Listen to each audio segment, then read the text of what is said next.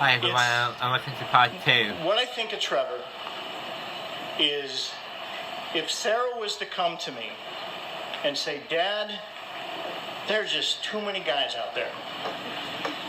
I need you to pick the perfect guy for me. Trevor, it would have been you, buddy. That's what I think of it. And Thank you you, Society. ask anyone out here, that's a true story.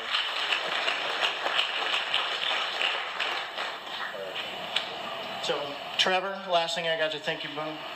I love you, and welcome to Crowther Clan, bud.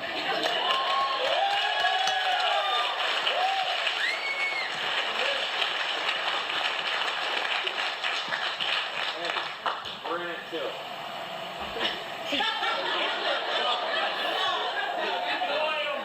Sarah told me I had to cut out of this, so I had to cut some of you guys out of this thing. You guys are just irrelevant to this whole night.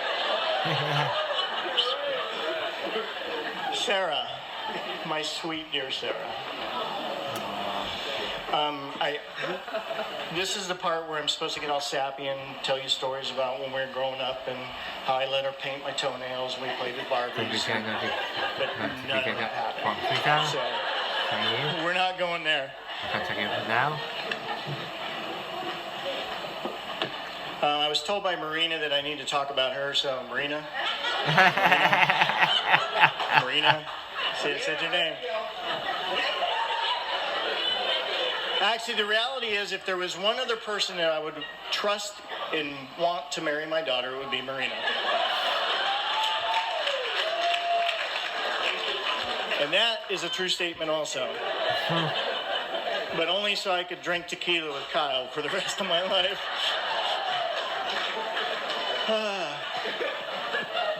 How am I doing? I'm doing good.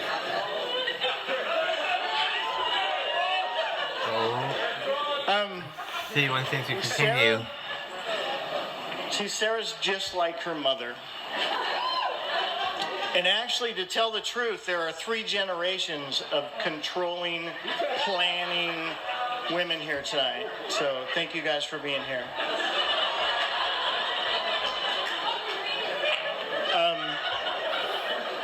Fortunately for me, when I was courting my beautiful bride, she hid it very well, so I never saw it. But Sarah, you haven't hidden anything from Trevor. So that, folks, is true love right there. And that's why I know this is going to last, because Sarah has been wide open the whole time. Now, I'm not saying that's bad or anything, but Sarah has a plan for everything. She's in control of everything. I know we all know this. We've talked about it already. When Sarah was growing up, when it was time for Sarah to get out of diapers, Sarah had a plan. Sarah made the date, and that's the plan we went by. And when we got to that date, on came the pull-ups, because she had a plan at an early age. And as far as her marriage and this wedding and Trevor, Sarah had a plan.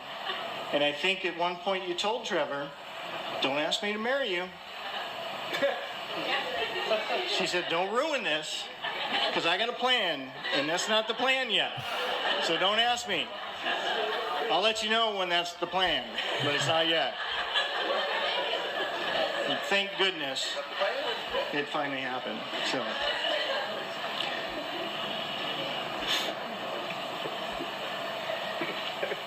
Now, as far as Sarah's controlling and her plans and everything that she does, that's not always a bad thing. Obviously, this wedding has been a beautiful event, and most of that, probably 99% of that, is because she is such a planner and a control freak. So,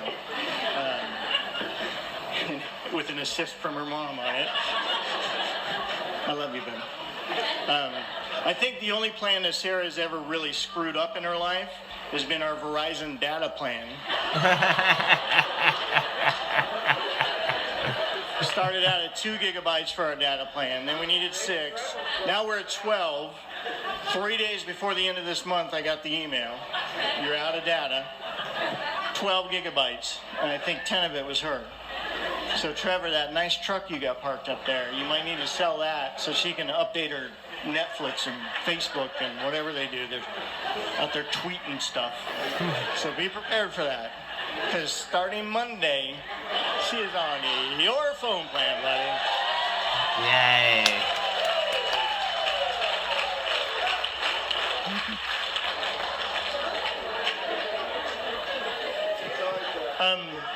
Obviously, I have two beautiful daughters, and everybody thinks having daughters is such a great thing, especially they're so much better than boys and all that stuff. But let me tell you something, having daughters as a father, it's not always easy. There's a lot of pressure on a father to do the right thing for his kids. I mean, you bring him home from the hospital and you don't want to drop her on her head. And I think twice for you. We're really careful with Brittany because she was first, but unfortunately, by the time we got to Sarah, things weren't so planned out.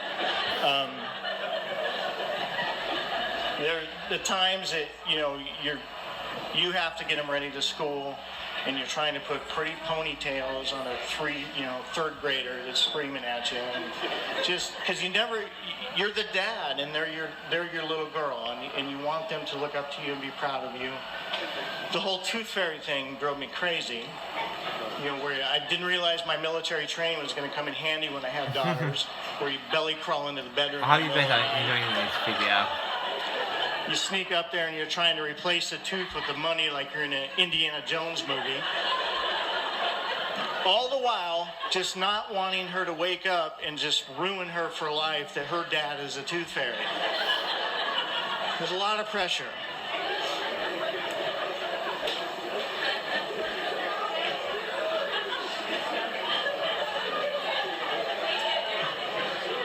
What's that?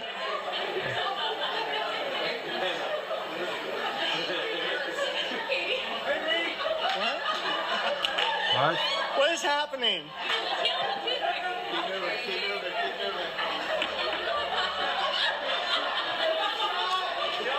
Wow.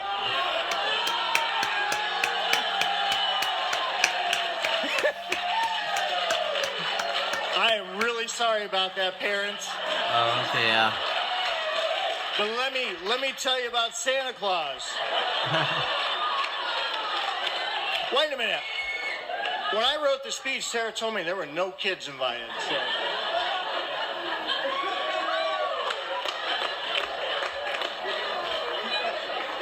We're almost done, Sarah. Yeah, we're almost done. We're almost done. Oh, where was I?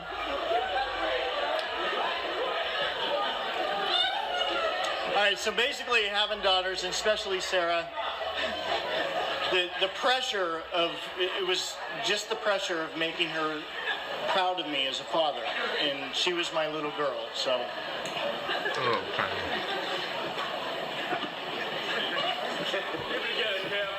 Okay, let's get serious again. And serious. Sarah, throughout all the years, you have given me so much to cherish, and I did that shot. He's getting emotional now. And so much to be proud of.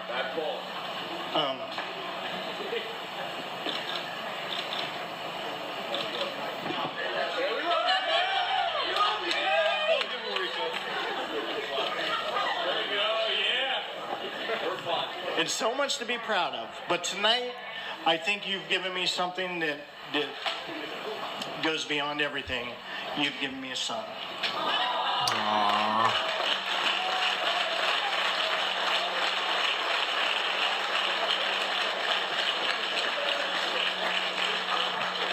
And I'm not done yet. The last thing, well, one of the last things, is the only problem I have now, and it's okay because I'm a problem solver, is Trevor, they're going to go on their honeymoon.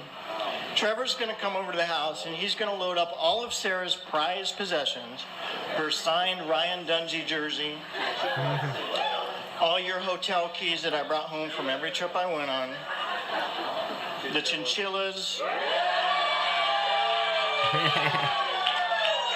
Actually, I do not have a problem with that one. They're all yours, buddy. And then he's going to move her 1,302 miles away from Pickerington, Ohio. That's the only problem I got. So what I did, since I am a problem solver, is thanks to the help of my friend Lieutenant Commander Tommy Jacobson, sitting right there, we were able to pull some strings. And what I have in this packet right here for Trevor Crowther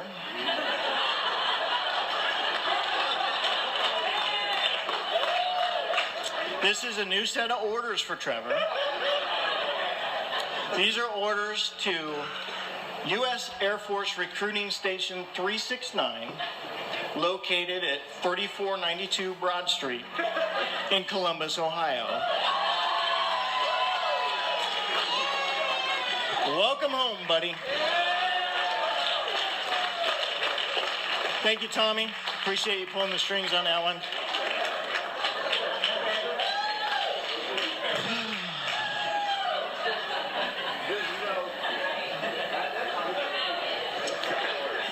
I'm going, honey. I'm done. I'm wrapping it up right now.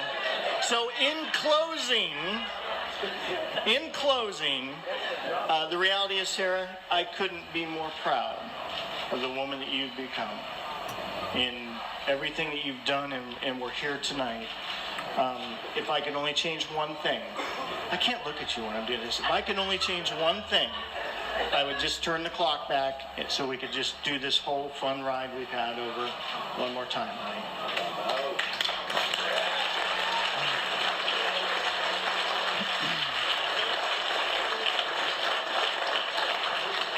And Trevor,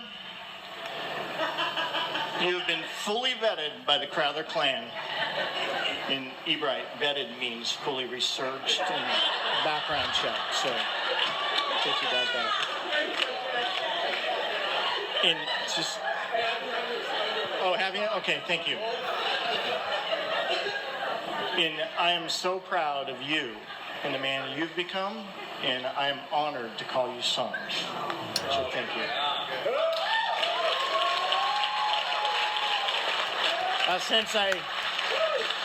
Since I ruined the tooth fairy and I had to drink that other shot, I don't have one left. So raise your glasses, please.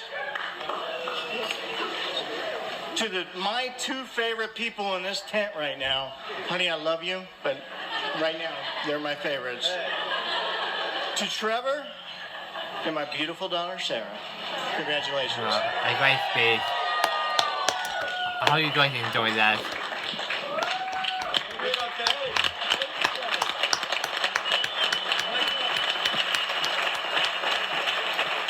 We'll be some more big speeches in the future, so take care, subscribe, hit the bell icon, leave a like, comment, follow me on social media, and I will see you guys soon with a brand new video. Bye everyone.